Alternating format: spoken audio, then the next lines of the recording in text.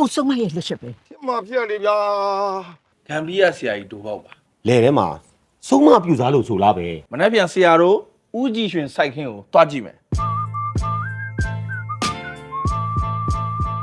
ဆရာကြီးဟေးဟောပတိနဲ့စိတ်ထဲရော ဟေးမေ့သွားလို့ ဆရာကြီးဒီခင်းတွေကိုစုံးမတကယ်တိုက်ကြီးတိုက်ထားလိုက် ဒီကိစ္စနည်းနည်းတော့နည်းနည်းတယ်ငါရဲ့အစွမ်းအစနဲ့ကိုယ်တိုင်ဖြည့်ရှင်းမှရအောင် ဟာဆရာကြီးဒါဆိုရင်စုံးမတိုက်တာတေချာသွားပြီပေါ့ ဒါပေါ့ဆုံးမတိုက်တာတေချာမှတော့ငါတို့လည်းတောက်ရမှာ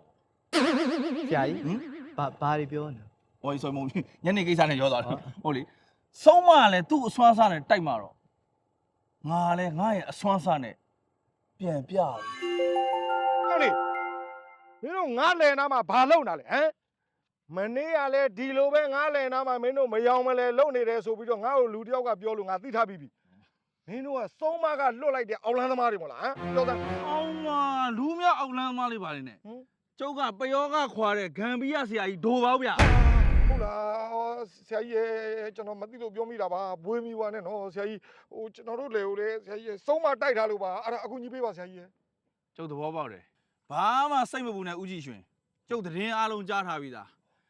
မနှက်ပြန်စိုက်ခင်းဆောင်နဲ့လေဆောင်နဲ့တွေကိုပြင်ပြီးတော့အစီရင်လုပ်ရမယ်တခုတော့ရှိတယ်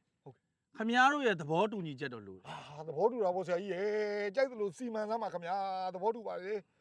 တဘောတူပါတယ်ဆရာကြီးရဲ့ကျမတို့ရဲ့လဲပဲကင်းတွန်းချန်တွေကိုဖြစ်တဲ့နည်းနဲ့ကဲတင်ပေးပါဆရာကြီးရဲ့ ဟုတ်ပါတယ်ကောင်းပြီဒါဆိုကျုပ်တို့မနှက်ပြန်တွေ့ကြမယ်